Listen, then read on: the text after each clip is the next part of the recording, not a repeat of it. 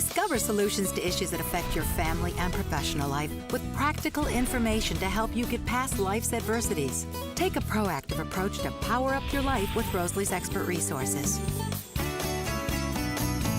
It's Diabetes Awareness Month, and after one shopping trip to Publix, I'm confused. I read many labels on different foods and soft drinks and don't know what I'm reading.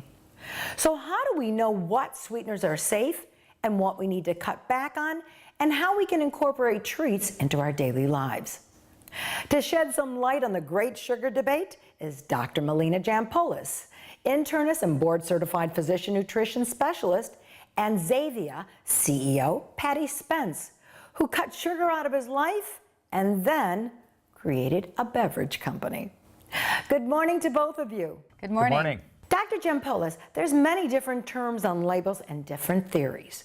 So what sweeteners are good for us and what are bad for us? Well, that's a great question, and I think the one thing that all experts agree on is that Americans consume far too much sugar, and we have to cut back on it. Even if it sounds healthier, like honey or agave or cane juice, we still need to reduce our sugar intake. It's associated with an increased risk of diabetes and heart disease and obesity. And labels can be very confusing. So what I recommend when you go to the grocery store is that you ignore the front of the package, because they can say whatever they want and they make products sound really, really good. Flip it over instead and look at the nutrition facts panel. And you really want to look at the amount of sugar listed and also take a peek at the ingredient list. And that's going to help you make better choices in the grocery store. Most of us aren't chemists and understand the distinctions between aspartame and saccharin. Yeah, I agree, and there's a lot of, misunderstandings out there. But so sodas like Zevia that are sweetened with stevia are really a great option for diabetics. And I also encourage them to look for products with naturally occurring fiber. So things like whole grains and nuts and seeds. And that's pretty simple to look for on an ingredient list. So if you keep it a little simpler, I think you'll do much better in terms of diabetes and optimal health. Diabetes awareness education is imperative to clarify the ingredients in soda and foods. So what sweeteners are better than others? Well, as Dr. Melina mentioned, there's so many sources of hidden sugar in our diet, and I thought I was a healthy guy. I consumed natural and organic foods and was active, and I realized 13 years ago that I was actually taking in 258 grams of added sugar a day, so 1,000 calories just from sugar. So I made a change and switched to stevia 13 years ago, and it really changed my life in terms of my energy levels and how I felt throughout the day. Paddy, you were very vocal about New York's ban on sugary drinks. What motivated you to take this cause in support of banning soda? Well, we really feel like awareness is so important in terms of the amount of sugar we're getting from various sources. And so Mayor Bloomberg's ban on large sizes of sugary soda, regardless of which side of the issue you were on, really raised the awareness of that dialogue and got people thinking about sources of sugar within their diet. And so that's the important thing to me, both as a consumer and as a parent of 2 young girls. I want to make sure that folks are aware of how much sugar they're getting every day. Tell us where our viewers can find more health information on sweeteners. Well, one source we recommend to folks is to go to our website, zevia.com, zevia.com. We've got a lot of information on hidden sources of sugar and recipes and ways that you can incorporate a sugar-free lifestyle into your diet. Thank you both for joining us this morning to encourage viewers to learn more about the sugary effects on our health. Thanks so much. Bye-bye.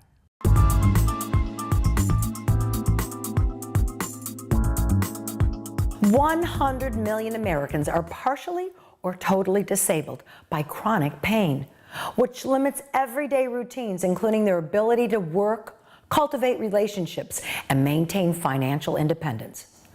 But for many, pain medications and surgeries don't help. In fact, 40% of back surgeries are unsuccessful, resulting in further pain, side effects, addiction, and disability. Joining us this morning is pain management specialist Dr. James North to discuss the latest advancements to treat chronic pain, and Wanda Draughn, who is here to share her personal struggles with chronic pain for more than 10 years. Good morning, Dr. North, and good morning, Wanda. Good morning. Good morning. Doctor, what is chronic pain and how common is it? Well, chronic pain is a painful condition that persists for longer than 3 months, typically outside the range of a normal injury and healing manifestation. Chronic pain is a big problem in the United States. It's been estimated that up to 100 million patients are suffering with chronic pain in this country alone. And I'm proud to be partnering with Boston Scientific to raise awareness for this chronic pain epidemic and also new treatment options. Chronic pain affects the lives of millions of Americans, their jobs, their work productivity, and their social life. So how did chronic pain affect your life, Wanda? For me, on a daily basis, my pain had been on a scale from on a pain scale of 1 to 10. It would typically be on an 8 to 8.5, and I would have difficulty combing my hair or brushing my hair on a morning basis, and I would hurt to stand more than 15 minutes at a time. So getting in a car to travel on vacation was out of, was just not for me. Cooking was becoming a chore, which was my love. Every task that I did was focused around pain, and it was just becoming very difficult for me. And it robbed you of your everyday life, right? It really drained every aspect of me. So, doctor, what treatment options are available for patients who suffer from chronic pain? Well, with Wanda's case, we initially started with very conservative therapies, including physical therapy, rehabilitation, water therapy, over-the-counter medications, range of motion exercises. She ultimately required spinal surgery, which did correct some of the anatomic issues, but she was still having pain afterwards. We moved on to more advanced therapies, including ablations and spinal injections, but ultimately we went with spinal cord stimulation, which has been the most effective therapy for her. Is that a new option in chronic pain management? Well, the spinal cord stimulation has been around since the 60s, but it was not used very often because the technology just wasn't quite robust enough. There were a lot of technical complications with the devices. There was a real explosion of use of spinal cord stimulation in 2004, and we've had a lot better outcomes since that time interval. So what advice can you offer our viewers to treat ongoing chronic pain? Well, the most important step is being treated by a qualified pain specialist. There's a whole field of medicine that's dedicated to pain now. There's very little education in the general medical practice about how to treat someone's pain. So the most important thing is to get under the care of a fellowship-trained pain specialist. Thank you, Dr. North, for creating awareness of chronic pain treatments. And Wanda, thank you for sharing your personal experience with chronic pain. Thank you. Thank you. Small businesses make up 99.7% of U.S. employers and provide Americans with 64% of new private sector jobs. Florida has over 1.6 million small businesses that employ over 444,000 workers. In addition, almost 1.2 million Florida small businesses have no employees. They're mom and pop shops. The fact is, small businesses are a critical factor to the recovery of our nation's economy. Joining us this morning to offer entrepreneurial guidance is small business expert and author Susan Solovic and Gabie Boko, Executive Vice President of Marketing for Sage North America. Good morning, ladies. Good morning, Rosalie. Good morning. So what are some of the key elements a business owner should contemplate before they start a business? There are a number of things that you should think about. And first of all, most small businesses start because they're passionate about their business idea, they're excited about it. So the really big thing you need to do is to figure out whether or not you have a viable business idea. You need to go to the marketplace and test the idea. You may think it's fabulous, but nobody else wants that product or service. Then the second really big thing is you've got to ask yourself, can I make money with this idea? Can I charge enough for this product or service that will make this a profitable business? Those are two of the key elements before you jump in and start the business. As a small woman-owned business that started 20 years ago, I utilized the Small Business Administration and the Small Business Development Center's resources. I worked hard. I won awards, received media coverage, and I realized I had something different in the marketplace. And something different is imperative. So how about businesses that started 5, 10 years ago? Did they fare and perform better than those that started during the recession and today's recovery? I think that's a really great question, and I liken it back to the stat you gave around the mom and pop businesses. We actually find that 52% of small businesses today are actually started out of the home. That's trending upwards just because we have so many technology things available to us today, like smartphones, social media for marketing, accounting tools that you can do from your home office. So these kinds of advances, you know, really coupled with the changes in how we look at our own personal networks. The idea of mentorship and business networks extends to our friends and family today, whereas maybe businesses that started 5 or 10 years ago are businesses that relied on accountants and lawyers. So not overly dramatic shifts, but shifts that really recognize that a home business is just as viable as something that maybe started pre-recession and is going to grow into a lot of these other more stable kinds of networks. And you know, Sage has been around for over 30 years promoting these kinds of networks, and a resource that we like to really foster is the continuation of these networks. In startwithsage.com, it's a place to find tools, tips, resources, but extend that network so that in 5 to 10 years,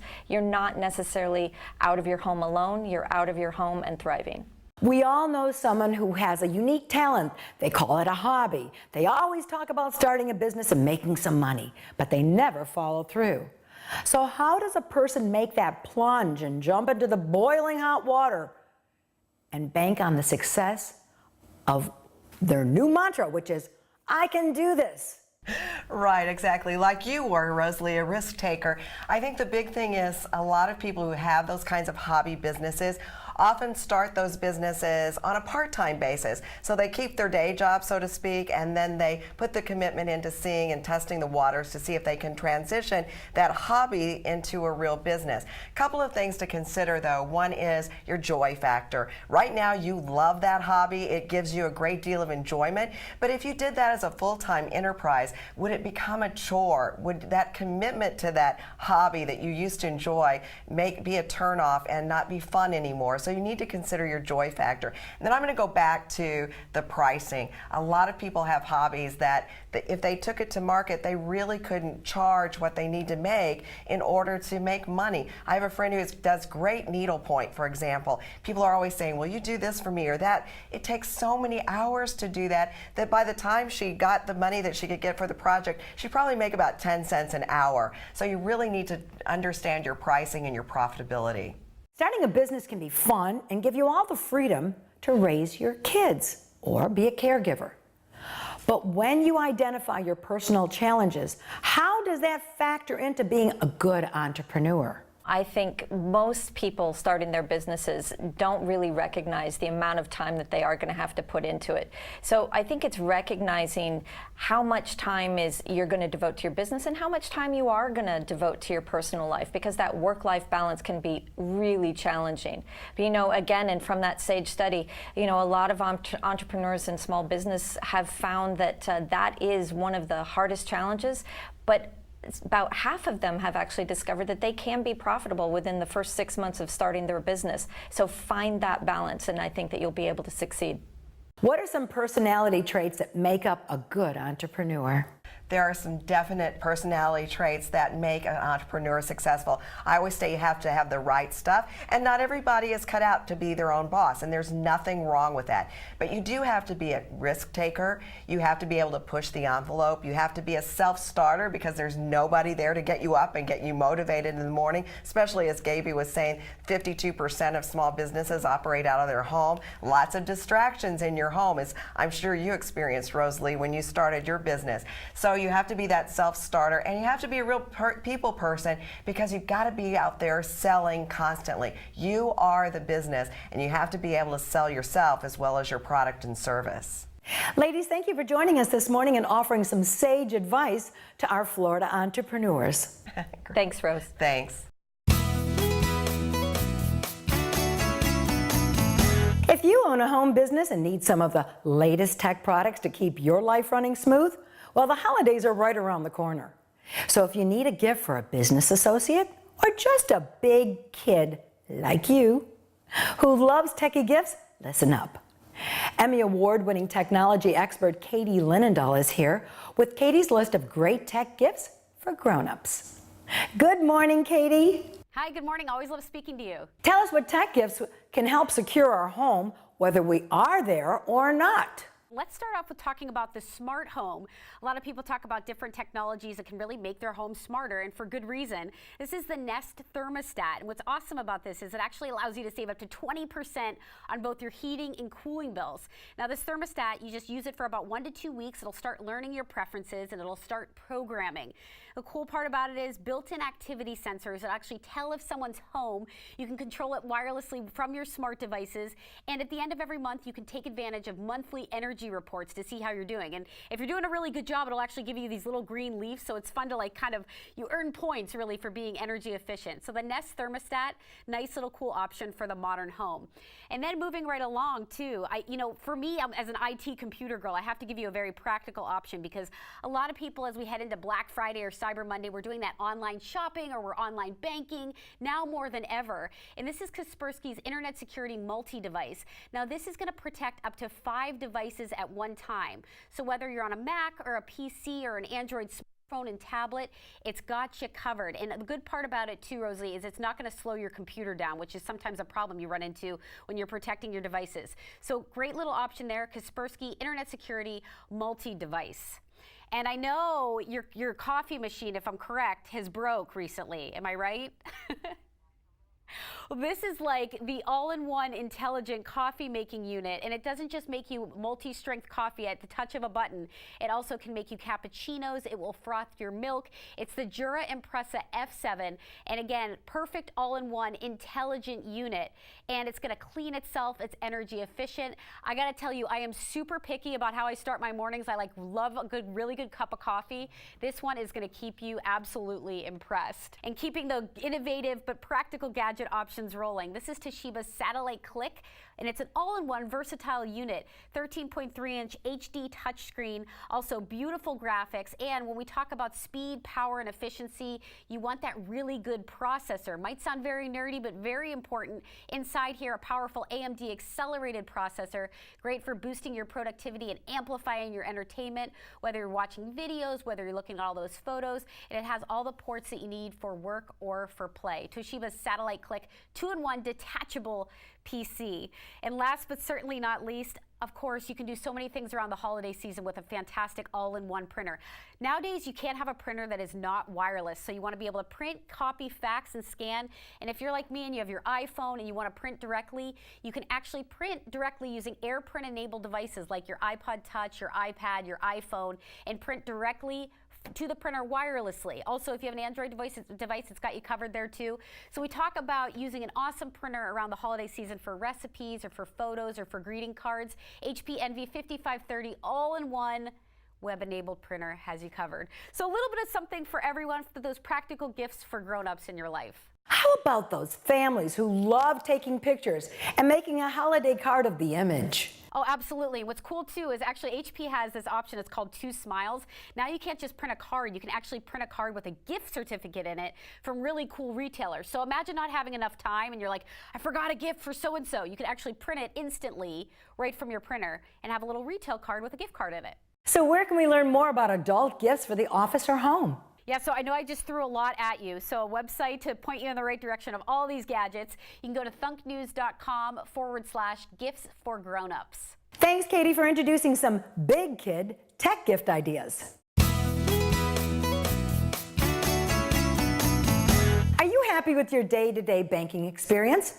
A new national survey finds most likely answer is yes. A recent inaugural TD Banking Experience Index found results indicate that 83% of Americans are happy with their everyday banking. However, that doesn't mean there's no room for improvement. Ryan Bailey, TD Bank Executive Vice President, joins us to discuss the results of this Checking Experience Index and offer the facts about Florida banking and how consumers can avoid fees and make banking choices to meet their needs. Good morning, Ryan. Hello, Rose. How are you? Tell us about the inaugural checking experience and when and why it was conducted. We conducted the TD Bank Checking Experience Index to find out really what consumers are thinking. We had over 3,000 customers around the country at all banks, so they have to have a checking account at a bank. And we really want to know what's important to them. So what were some of the most surprising results? What's one of the main surprising results is we found out over 80% of consumers now are banking online, which is great. So you definitely want to choose a bank that's got online capabilities such as remote deposit capture, where you can sit at the convenience of your couch and take a picture of your check and make deposits right there. So what were the results in the Florida region? In Florida, one of the significant results was Florida actually uses mobile deposits more than any other place in the country. They found in our survey almost twice the national average. So again, we want to find a bank that's got good mobile capabilities. What are consumers most happy about? What they're most happy really about is convenience and location and accessibility of their funds. Now people are banking, with the phone channel, going into a store. At TD Bank, we have extended hours. We're open until 8 in many locations. So they're really happy with really the conveniences around banking. So the most frustration amongst consumers still is banking fees, and it's really around ATM fees not at their bank. So using a foreign ATM fee at another competitor. And really there's a lot of ways to avoid those fees, Rose. Some tips I recommend is get cash back at the grocery store. Most grocery stores have this option. Also choose a bank where you can make it very convenient on your way home from work or school or the gym that you can stop right there and get cash out at your own bank's ATM to really avoid those fees. Thank you, Ryan, for offering interesting Florida banking facts. And a special thanks to TD Bank for offering students with disabilities a career exploration opportunity during Disability Mentoring Months at a local branch in Florida. Everyone needs financial direction and support on how to take their hard-earned money and safely save for the future.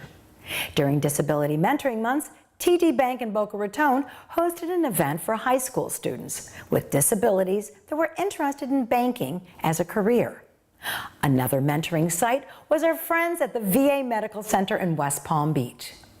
The VA Mentoring Committee works months before the event to match up mentors from a variety of departments with mentees who are interested in that job. One student was interested in learning more about what job skills are needed to work in medical media. My son Pat volunteered his time as a videographer and mentored students interested in television production as he captured the day of disability mentoring events. Shanna Zingman introduced Benjamin, the mentee, to the VA Medical Center's medical media department, where he had a job shadowing experience behind the scenes.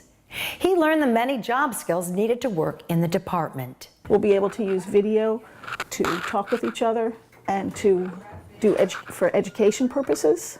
What I'm showing you here is our annual report, and it records the information about what's been happening in the medical center throughout the year. Joanne Deithorn is the chief of medical media. Joanne shared with Benjamin the process of producing graphics, photos, and videos to educate and inform the vets and the public to the services provided at the VA Medical Center in West Palm Beach. Okay, Ben, this room's all about making copies and doing reproduction requests for the medical center. What I'm going to show you today is some of the stuff that we do. One of the things we do here, this is a telemove handbook, and this machine puts it together. And look what you got. Voila! Open it up.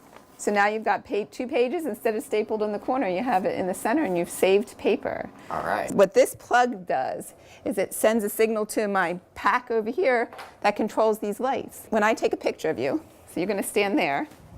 When I take a picture of you, it's going to make those lights flash. And this one, you don't smile because it's just medical photography. Why don't you try? You want to try? Of course. Good. And then let's take a look. You did a pretty good job for the first time. What do you think? Very good. Joanne teams up with Rosalie Productions and Archer Disability Foundation each year to increase opportunities for students with disabilities. You know, Joanne, here at the VA Medical Center, we've been doing this for almost a decade, and it's interesting to see the direction we go every time we come here for Disability Mentoring Day, and each year it's a little bit different. We mix it up. Marianne Goodman helps us mix it up a little different, but most importantly, it's because you guys really know the true meaning of what it is to be a mentor. I love mentoring people, but if it wasn't for CBS in Miami, Channel 4, when I was in my university years, someone mentored me. It was called an internship then. Today, internships aren't as freely given, but the mentorship piece really comes from the passion a person has about giving of themselves, the talents they have, so they can teach others and pay it forward. Why did you start mentoring, and why is it so much a part of you? Well, I've been doing this for over a decade and been working with you with both video photography and graphic design, and we've seen several young men and women come through here, and it's so important to me because I too have a disability, and without the mentors in my life I wouldn't be chief of medical media. That's a huge undertaking to have made it all the way here. Can you believe that? I would have never thought. I mean, I was in school and I couldn't even read when I was in 7th grade. I mean, I had dyslexia. It was that bad. And someone finally said, you can do this. And they took me under their wing, and all the way along in each part of my field. And I did an internship and a mentorship. I volunteered at the VA, and then I got paid for a little while. Then I went back to school, and then I came back, and I finally, after 6 years of volunteering and internship, I became a full-time employee.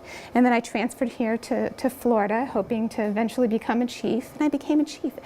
And I would mentor any young man and woman anytime. This is so passionate in my heart because I know without that I wouldn't be where I am. I have a special presentation for Rosalie, and as Tom said, because of you and your son Pat, you have made a difference for all the people that are joining us today, but actually for several years we've had the opportunity to share with the community members, our students that are with us today, about what opportunities you might have in a healthcare field. But Rosalie, as the director of the medical center, we have a special coin that is representing what we're all about, which is to take care of our veterans. And it says on the bottom, the best health care for those who are served. It also says, it's your place. And that has a special meaning for you, that this is a place that you can share your warmth, your dedication to helping the career path of all of our students that are here as well as in the past. So thank you very much. We all need a mentor, no matter if it's something as simple as teaching someone how to read product ingredients on the back of a product of food and drinks, or caring for a person who is suffering from chronic pain. Mentors are very common in large corporations like banking. A mentorship can also help an entrepreneurial mind branch into a small business. Giving of our time and talents is why I am so passionate about disability mentoring. Share with us how you give back to your community by visiting us at facebook.com/Rosalie Show or visit us at rosaliearchershow.com. See you soon.